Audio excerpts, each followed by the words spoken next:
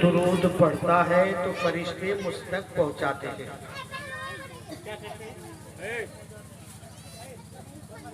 जैसे कि हाजी साहब हज करने के लिए गए थे तो हमने कहा था कि जब आप रोज़े रसूल में हाजिर होंगे तो आप हमारा सलाम कहना।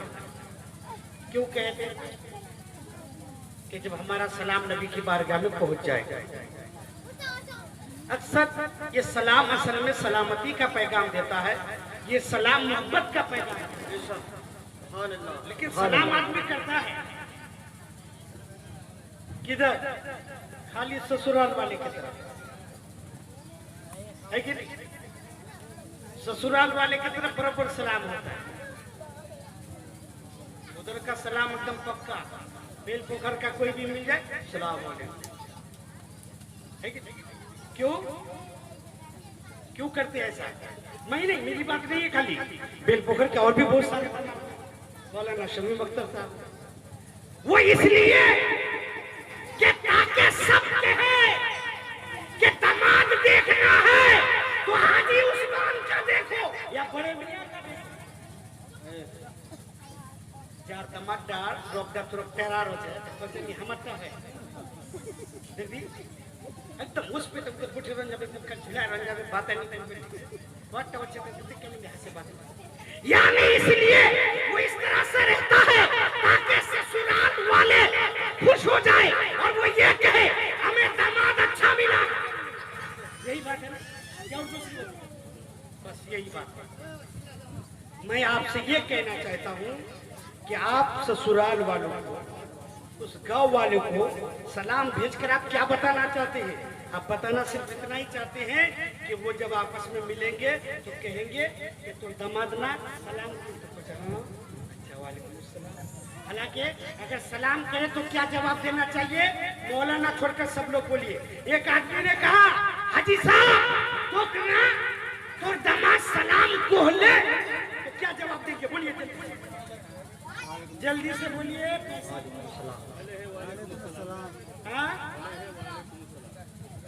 साहब बोलिए 100 रुपए लेके जाओ भाई, काम करो। जरा दूसरा आदमी कोई बीच में से बोले वजू में कितने फर्ज है, बीच में से बोलिए, पैसा ले जाइए। जलसा सिर्फ इसलिए नहीं होता तकरीर चीखने और चिल्लाने का, ये जलसा होता है वाज़ो नसीहत के लिए, ये होता है समझाने के लिए। वजू में कितने फर्ज है याद करते रहिए। मैं ये कह रहा था सलाम इसलिए कहता है ये सलामती का पैगाम दे रहा है, पहुंचाता है। लेकिन नबी क्या फरमाते मालूम? जो मोहब्बत के साथ पढ़ता है उसके सलाम को मैं खुद सुना करता। सुभान अल्लाह, सुभान अल्लाह। अब तुम मौलवी साहब बात बोलती थी, सलाम करते हैं मोहब्बत से करते हैं, दिरा के मंदी बता दे। तो देखिए मैं आपको बता रहा हूँ, देखिए मैं सलाम कर रहा हूँ गरीब बेलपुखरे जंदुआ गरीब भिकामा, उनको मैं सलाम कर रहा हूँ। सलाम वालेकुम लोगों, सलाम वालेकुम सुनबा, सलाम वालेकुम भाई। अब मैं एक सलाम और कर रहा हूँ, सलाम वालेकुम मुझे कब आए? मैं बम्बई से भी चले और छलाने से वो भी सलाम किया जो मैंने गरीब को किया, वो भी सलाम किया जो मैंने मुखिया साहब को किया। अरे सलाम करने में भी फर्क है। अगर तुम सिर्फ सलाम करोगे पहुंचाया जाएगा, मोहब्बत से पढ़ोगे मुस्तफा खुद सुन। नारे तकबीर, नारे रिसालत, नारे रिसालत, जश्न मिलादुन नबी, जश्न चालम।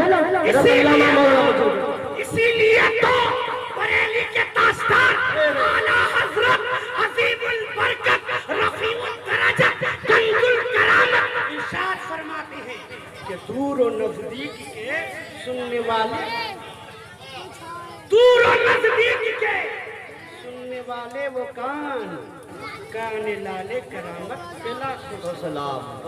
देखिए एक बात को गला याद चलो, वो सुन लीजिए पहले। मिंबर समझते ना, मिंबर मस्जिद होते हैं जहाँ हजरत अल्लामा मौलाना इसहाक साहब बैठते हैं, मुखिया साहब भी गए तो नहीं बैठे, इनसे और बड़े साहब आए तो वो भी नहीं बैठे। और आपके गरीब का अगर एक मजदूर चंदुआ का बेटा भी हो और वो इमाम साहब हो जाए वो मिंबर देखिए पहला है पहला पारी है, पायरी सीढ़ी सरकार ने कदम रखा। गौर से सुने तो सरकार ने फरमाया आमीन। फिर सरकार ने दूसरे जीना पर कदम रखा, जुमार दिना खुतबा पुरवार करना चाहता है, दूसरे जीना में कदम रखा आमीन। फिर तीसरे जीना में कदम रखे, सरकार ने फरमाया आमीन। और दिन का से अलग गिरा, सहाबा से रहा, कहने लगे या रसूल अल्लाह, हर रोज आप मिंबर पे चढ़ते तो आमीन आपने कभी फरमाया नहीं। खिलाफे मामूल जबकि कोई दुआ नहीं हो रही है, दुआ हो जाए तो आमीन हो जाए ना। आमीन कब को जाए? देखो ना दुआ हो जाए, लेकिन यहाँ तो दुआ कुछ नहीं हो, आमीन हो जाए। तो पूछा गया या रसूल अल्लाह, आपने आमीन फरमाया।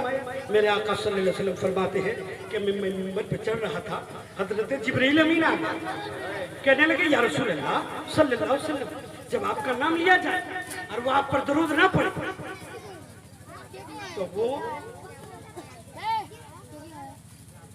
हलाक तबाह बर्बाद हो जाए। क्या को चाहिए? जिब्रील अमीन कि या रसूल अल्लाह, आपका नाम लिया जाए और आप पर दरूद ना पड़े तो वो हलाक हो जाए। मुस्तफा ने फरमाया आमीन। अब बताइए कि जिनके सामने यानी जब भी नाम आए मोहम्मद तो आगे कहना चाहिए क्या? सल्लल्लाहु तआला अलैहि वसल्लम।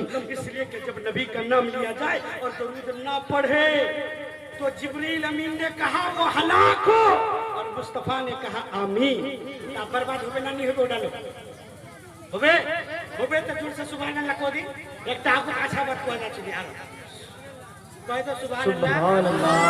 देखिए अच्छी बात वो क्या है, जब दूसरे पारी पर कदम रखे तो सरकार ने कहा कि मैंने आमीन क्यों कहा?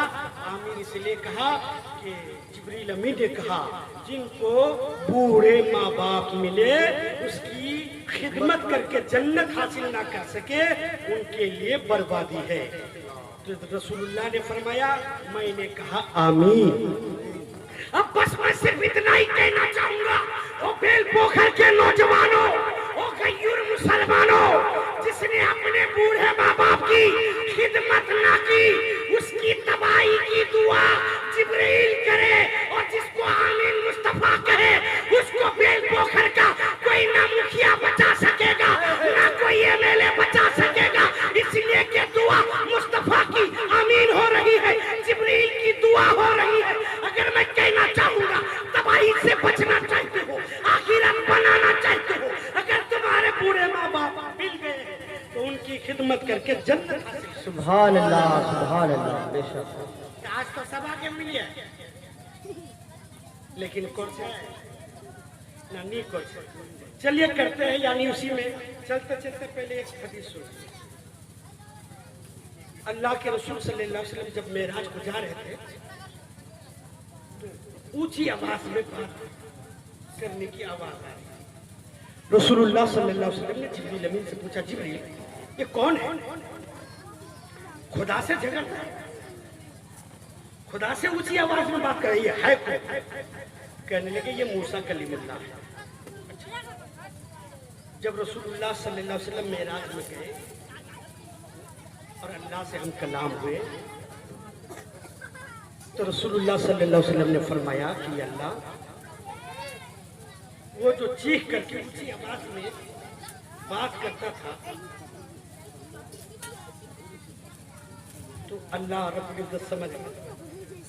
रब्बे पाक इरशाद फरमाता महबूब तू मेरा हबीब है वो मेरा कलीम है, तू मेरा हबीब है वो मेरा कलीम है। दरअसल उनकी आदत है ऊंची आवाज, वो मेरी बारगाह में आता है तो यूं ही ऊंची आवाज में बात करता है। वो जो ऊंची आवाज में बात करते थे हजरत मूसा अलैहिस्सलाम, उसके बारे में आता है कि हजरत मूसा अलैहिस्सलाम की माँ थी, वो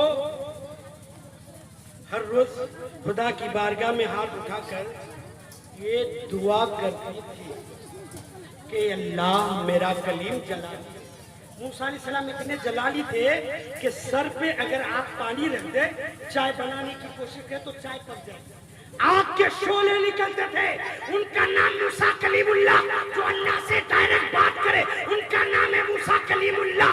लेकिन मूसा की माँ, नबी की माँ, ये कहती है कि जब भी मूसा अलैहिस्सलाम तूर पर जाते थे, अल्लाह से बात करने के लिए जाते थे, तो वो हाथ उठाकर दुआ करते थे, अल्लाह मेरा बेटा कलीम बहुत ऊंची आवाज में बोलता है जो तेरे शान के खिलाफ है।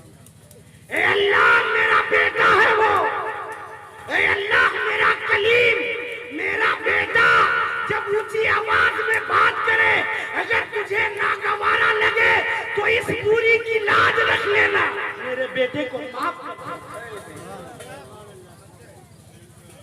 माँ का दर्जा देखो प्यारे, माँ हाजी उस्मान के औलादों, माँ बाप किसे कहते हैं? माँ बाप हाजी उस्मान ही नहीं बल्कि जितने लोग हम सब, माँ बाप का दर्जा क्या है? एक दिन का वाकया है, हजरत मूसा तूर पर जा रहे थे, अल्लाह ने फरमाया कलीम संभल के, ठहर के आओ, होशियारी से आओ। फिर आवाज आई कलीम संभल के। जब तूर पर गए, आपने वजू फरमाया, दुआ फरमाई, अल्लाह से हम कलाम हुए, तो हजरत मूसा अलैहिस्सलाम ने कहा, ए अल्लाह क्या बात है, आज तेरे कलीम को डराया जा रहा है। मैं तो हमेशा तूर पर आता हूं, लेकिन ये नहीं कहा गया कि संभल के आना, होशियारी से आना। आज क्या बात है, क्या तेरे नबी को डराया जा रहा है? या अल्लाह क्या बात है, आज कलीम को मुतनब्बे की जा रही है। अल्लाह रब्बुल इज्जत इरशाद फरमाता है, मेरे कलीम अब तक तू आता था ना, तो तेरी माँ हयात में थी, अब तक तू आता था ना तो माँ जिंदा थी।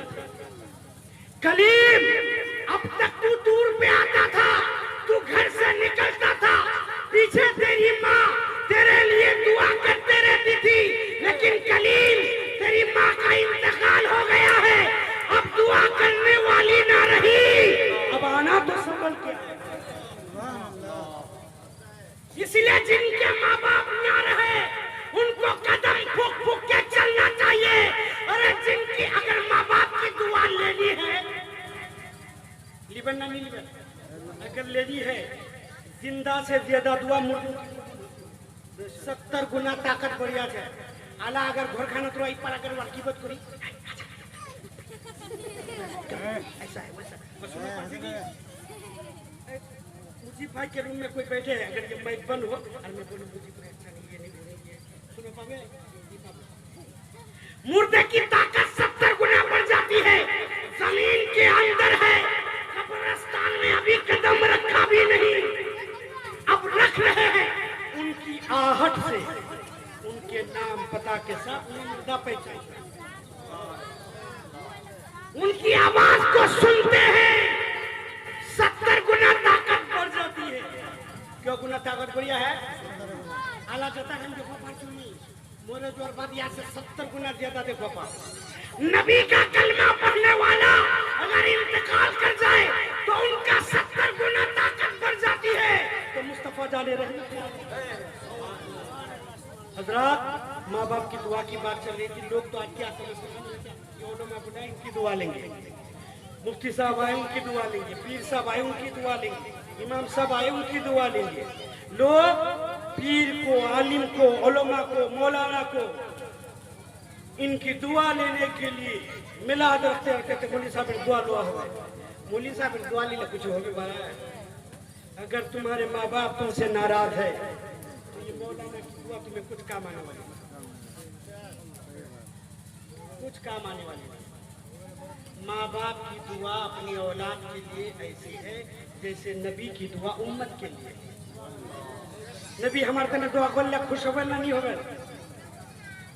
अगर नबी मदीने से कहे बेलपुखर वालों सब जन्नती, अल्लाह ये सबको बख्श दे, खुश होवे ना?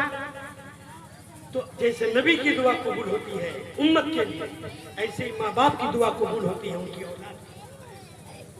अब देखिए आज में समझी सर जिंदाबाद शिक्षा बोलेगा खत्म होगा नहीं। बुखारी शरीफ की हदीस है, हर जुमेरात को रूहें घर पे आती है। बी प्यारे दिना रूहें घर पे आती है और फिर लौट कर जाती है। अल्लाह रब्बुल इज्जत इरशाद फरमाता है, रूह से खिताब फरमाता है, मेरे बंदे घर गया था कैसा लगा, क्या मैं लगे घर गए ना तो शौक देख लो, तो बेटी तो बेटा तो बहू तुम्हारी बीवी देखा कैसा लगा। तो कुछ रूह कहती है मौला बहुत अच्छा लगा, घर गया था, मेरी बेटी को देखा, मेरे दामाद को देखा, मेरे बेटे को देखा, मेरे बहू को देखा, बहुत अच्छा लगा। क्यों अच्छा लगा मालूम है? सुनिए, कहते हैं कि जब मैं घर गया तो घर में कुरान की तिलावत हो रही थी। जब मैं घर गया तो घर में कुरान की तिलावत हो रही थी, इधर नमाज हो रही थी, इधर तिलावत हो रही थी, इधर जिक्र हो रहा था। अय अल्लाह मेरी औलाद बहुत अच्छी है, मेरे बच्चे बहुत अच्छे हैं, मेरा दामाद बहुत अच्छा है, मेरी बेटी बहुत अच्छी है, मेरे बहू बहुत अच्छी है। अय अल्लाह को इन्हें अच्छा रखा।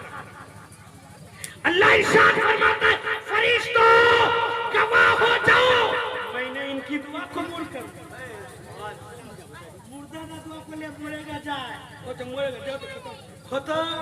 अभी बदुआ करले की होबे देखो। उसके बाद दूसरी रूह आई, कहने लगे मेरे बंदे बता तो घर गया था कैसा लगा। तो रूह से गरजती हुई आवाज आई, मौला मुझे नहीं जाना है, मुझे नहीं देखना है अपनी बेटी, मुझे नहीं देखना है अपनी बीवी, मुझे नहीं देखना अपनी बेटी को। अल्लाह ने फरमाया क्यों? तू तो बहुत बेटा बेटा करता था, तू तो बहुत बेटी बेटी करता था। तेरा बेटा जब नहीं आता तो तू खाना नहीं खाता था। जब तक तेरी बेटी आती थी, अगर ससुराल से मैं के आती थी तो उसे निवाला उठा उठा करके तू खिलाता था। आज तू बेटी को देखने गया था लेकिन तू और देखना नहीं चाहता। कहा कि नहीं मौला मैं देखना नहीं चाहता हूँ, मेरी बीवी अच्छी नहीं है, मेरी बेटी अच्छी नहीं है, मेरा बेटा अच्छा नहीं है। कहा कि क्यों? इसलिए कि खुदा उन्होंने तुझे भुला दिया है, ना इबादत हो रही है, ना नमाज हो रही है, बल्कि सास बहू का झगड़ा हो रहा है। की हो जाए सास बहू झगड़ा 100-300 दिन बड़ा इतना नहीं बिल्कुल। लेकिन कोई कुछ नहीं बोलबे, ना मुखिया साहब बोलबे, ना मौली साहब बोलबे। और जब लोला तुमरा बात के खाना जाबे तो फोन कर दो है ना। तकरीर सुन रहे ना, ये की होता है একটা पूरा तकरीर सुनছি मौली साहब आदत है ना देखभाल मौली साहब देखिए पूरा नहीं है बोलते। अच्छा दादो सुते छी ना तकरीर कोई नहीं सुन तो कोटला बना मौली साहब तो बोलते हैं अधिकारी अच्छा नहीं दादो की सुने सी तुम सिलो तुम झपकी ले रहे थे कहा क्या नहीं कि जटला कोलो कोटला सुने को तो कोदी मट्टी तला की कोची कोदी दिल्ली में कुतुब मीनार है, कुतुब मीनार है। इधर में तकरीर को है पूरा छिल पे उठे कोचा बोली साहब तकरीर कर लो नहीं, दिल्ली में कुत्ता मर गया है। कोलू के दिल्ली में कुतुब मीनार है, यहाँ को जब दिल्ली में कुत्ता मर गया, लोकला मर गया, खबर मिट्टी को तो कुत्ता ना खबर दो। तो मतलब ऐसी बात है, यानी कि तकरीर सुनना है तो बिल्कुल गौर से सुनिए। तो वो रूह कह रही है कि बोला मुझे नहीं जाना है। देखिए वो बाप जो अपनी बेटी से इतनी मोहब्बत करता था लेकिन अब देखना नहीं चाहता कि अल्लाह वो सब तुझे भुला दिए हैं, उस घर में इबादत नहीं हो रही है बल्कि झगड़ा फसाद हो रहा है। अरे अल्लाह जैसे उन लोगों ने मुझे भुला दिया है ऐसी जिंदगी की उलझन में तुझे उसे उठा। अल्लाह फरमाता है फरिश्तों गवाह हो जाओ, मैंने इनकी भी दुआ कबूल कर ली। इसीलिए आज बहुत लोग लाखों से हजारों से कमाते हैं फिर भी लाइट बिल भुला नहीं, 10-20 बीघा जमीन है फिर भी उधार चावल लाते हैं, हजारों पैसे कमाते हैं फिर भी 10-20 जोड़ा कपड़ा नहीं है। वाहिद वजह ये है, अरे जो मुर्दों की बद्दुआ ले और खुदा से कबूल कर ले उसको कौन सी दुआ कुंडा दुआ बचा गया खुदा तो कबूल कर लिया वर द्वारा। लेकिन देखिए यहाँ एक पते की बात है कि मुर्दा टा कब्रिस्तान से उठे अपना घर अच्छा ऐसा हदीस सबके मन से मुर्दा कब्र से उठ के अपना घर आता है, हर जुमेरात को आता है। इसलिए बेल पोखर के मुसलमानों जुमेरात के दिन अपने घर में कुरान की तिलावत करना, फकीरों की मदद करना, गरीबों को पैसा देना, कुरान की तिलावत करना, तुम्हारे घर की रूह आएगी, तिलावत देखकर खुश होकर चली जाएगी, वो दुआ दे देगी, खुदा कबूल। आसान तरीका। अब देखिए मुसलमान कोवट्टा से उठे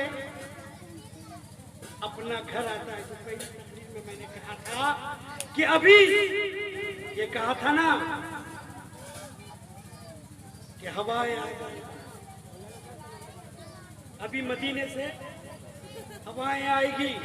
हजरात आप जिक्र अज़कार कीजिए, तस्बीह व तहलील पढ़िए, दुरूद शरीफ पढ़िए, अपने माँ बाप के लिए दुआएं कीजिए। जब एक आम मुर्दा उठ करके कब्रिस्तान से अपने घर आता है तो मुस्तफ़ा जाने रहमत सल्लल्लाहु अलैहि वसल्लम मस्त अपनी कब्र अनवर से, अपनी तुरबते अथर से उठकर अपने चाहने वालों के घर क्यों नहीं आते? सोचो ना, ठंडा दिमाग है, बिल्कुल सोचना चाहिए। हर आन आखिर मौत है, मत बन नादान आखिर मौत है। मौत से किन को रुस्तगारी है, आज उनकी तो कल हमारी बारी है। मौत आएगी, आके रहेगी, इस दुनिया से जाना है। आखिर कब्र की तैयारी आपने क्या की है? कब्र में जाने के बाद क्या होगा? कानच है जन एक जवान लोग मरे गए,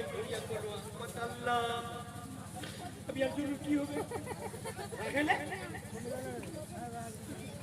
कंचनी। अरे 4 बेटी मौली साहब मर गए, अब और बेटी शादी करने बिलावे कोई नहीं बिलावे, लेकिन रोता है। वो जवान था, उसकी बीवी का क्या होगा? मैं कहता हूं रोना चाहिए, लेकिन रो इस बात पर क्या उन्हें हाजी उस्मान को सफेद कपड़े में लपेट कर कब्रिस्तान ले गया और उस अंधेरी कोठरी में उनका क्या होगा? अब अगर उनके बाद मेरा नंबर लग गया तो मेरा क्या? इधर बात निकाल से कि काल में मुरियाम तो की होबे को बट्टा जोर बात बुरा बात निकाल से कान से इधर बात है। अब और घोर कम न छोड़े, अब और छोड़ा शादी कम हुई। अल्लाह नौजवानों वो चले गए, आप जब जाएंगे तो कब्र में आपने कौन सी तैयारी की है? कुरान फरमाता ला तमशी फिल अर्द मराहा, जमीन पर अकड़ के चलने वाले, सीना तान कर चलने वाले, छाती फुगा कर चलने वाले। कुरान का ऐलान है, आज तू मेरे पीठ पर चल रहा है, कल तू मेरे पेट में आएगा। ऐसा दबोच दूंगी, ऐसा दबोच दूंगी, इधर की पसली इधर हो जाएगी, उधर की पसली उधर हो जाएगी।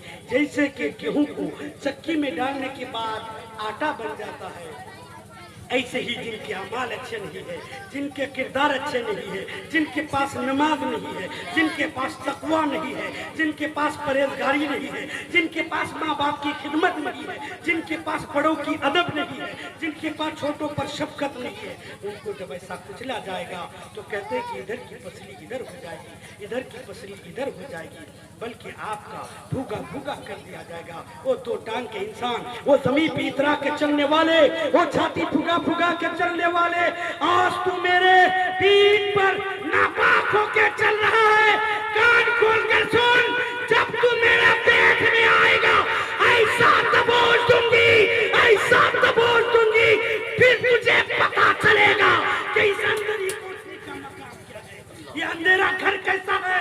उस अंधेरे घर के बारे में नबियों ने रोया है, बुजुर्गों ने रोया है, अरे गौसों ने रोया है। मेरे गौसे आजम की बात चलिए, गौसे आजम रज़ी अल्लाह तआला अन्हु एक टांग में खड़े होकर ऐसा पूरा कुरान बंद छत के ऊपर, रात अंधेरी, लाइट निकालते पढ़ते नहीं, पैसा लुआते नहीं, अभी सब तो कुरान पढ़ते रमजान 1000 2000 40,000 32,000 52,000 कुछ नहीं, एक टांग में खड़े होकर छत के ऊपर कुरान की तिलावत, एक खत्म कुरान, एक टांग के ऊपर।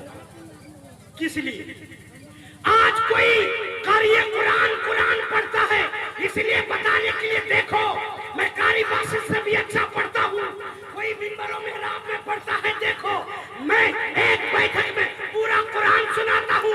वह मेरा अब्दुल कादिर दुनिया को दिखाने बताने के लिए नहीं, बल्कि छत पर खड़े होकर अल्लाह की रजा के लिए, आखिरत की फिक्र में, अल्लाह को राजी करने के लिए एक पैर में खड़े होकर कुरान सुनाकर कहता है, मौला मुझसे राजी हो जा, मुझसे राजी हो जा।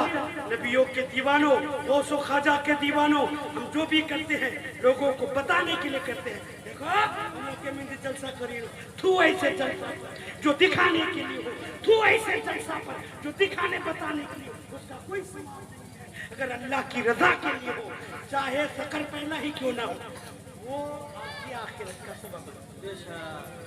तो ये जो बिला शरीफ है, ये दिखाने बताने के लिए नहीं है। सच्चाई ये है कि हाजी साहब ने एक दामाद बनाया था, एक काले कलोट को दामाद बनाया था। उनकी एक मकसद होगी कि बेटा कुछ करे या ना करे, मेरा दामाद मेरी कब्र पे आके कुरान पढ़ेगा, मेरी नमाज जनाजा पढ़ेगा। लेकिन अल्लाह को वो मंजूर ही नहीं था। मैं उनकी नमाज जनाजा में आ ना सका। मैं बहुत इस बात से रोया, हर आन आखिर मौत है, मत बन नादान आखिर मौत है, मौत से किन को रुस्तगारी है, आज उनकी तो कल हमारी बारी है। लेकिन मैं उनकी नमाज जनाजा में ना आ सका।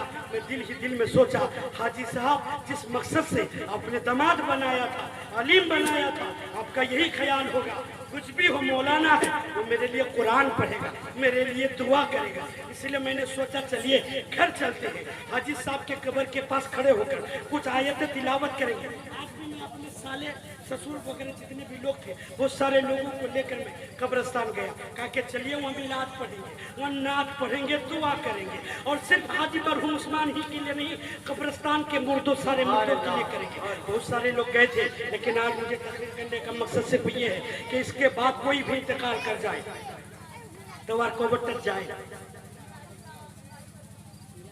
जिस दिन इंतकाल हो जाते हैं तो माटी दे दे फगच है, हाथ पर तने है लोकला तो लोकला अपने बेटा लाओ किया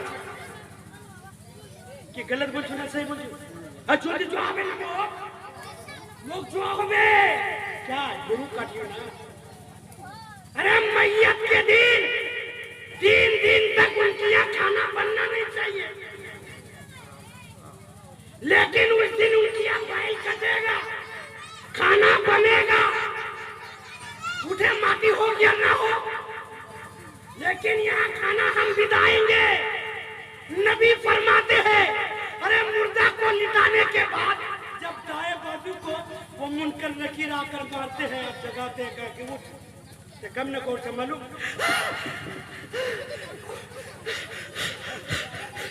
हुई मैं कहा आया, अल्लाह वो बेटा क्या गए, मेरा बेटा क्या है, वो घर का है, वो मेरी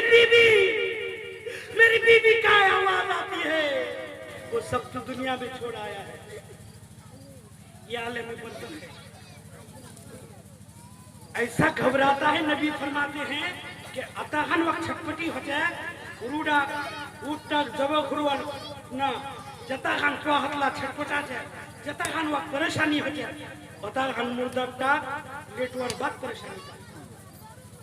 3 मुट्ठी मिट्टी देने का जो हक है वो देने के बाद ऐसे ही रूह छटपटाती है, वो मुर्दा ऐसे ही छटपटाता है। नबी फरमाते हैं, ओ मरहूम की औलादो, अगर अपने बाप को राहत देना चाहते हो तो थोड़ी देर अपने बाप के कब्र के पास खड़े हो, थोड़ा देर रुके जाओ। नबी फरमाते हैं थोड़ा देर थमाए रहो, ना दे सुधर जाए, खाचा खवा दे, जामोर से मरवा दे। अगर तू सच्चा बेटा है तो रुक जा कब्र के पास, नहीं आता है कुरान पढ़ना मत पढ़, कम से कम अरे अल्लाह अल्लाह तो कर सकता है, तू अल्लाह अल्लाह करता जा, मरहूम को राहत मिलता जा।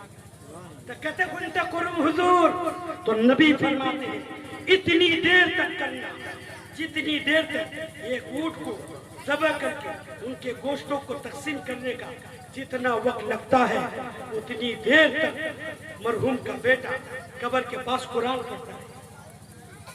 आप कुरान पढ़ते रहिए, मरहूम को राहत थोड़ा थोड़ा धीरे धीरे धीरे धीरे सबर हो गए, राहत हो गए, तकलीफ का कम हो गए, बार बार थोड़ा सुकून मिल गए।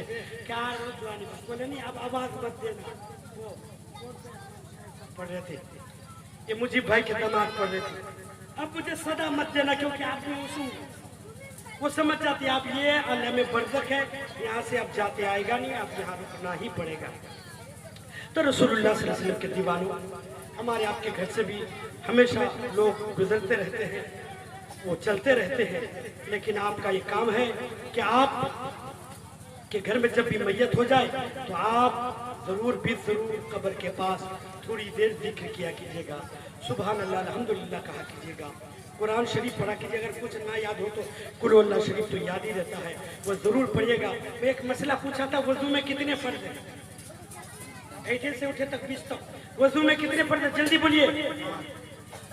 ये देखिए वो पीछे बोल रहे 4, 100 टका ले जाओ। वो टोपी वाले कौन? हमारे भाई क्या क्यों हमें हमारे नाम भूल जाते? ये सब क्या ये लोग देखो पर बना नहीं वो सब टका हमारे से बेसी टका कमाते छे पैसा वाला, लेकिन 100 रुपए वजू में 4 फर्ज है। आप चलिए कोई बीच में से इधर ये बाजू में से बोल दे कि गुस्ल में कितने फर्ज है। गुस्ल में शमीम भाई की तकरीर करनी है और मैं इस बात अब शमीम भाई आप लोगों से पूछेंगे और वो पैसा देंगे आपको, वो बड़ा आदमी है, वो आपको 1000 की नोट तो चलती नहीं, अभी 2000 की, तो 2000 की नोट देंगे जो गुस्ल में फर्ज बताएंगे हमारे आपके सामने। हजरत अल्लामा मौलाना शमीम अख्तर साहब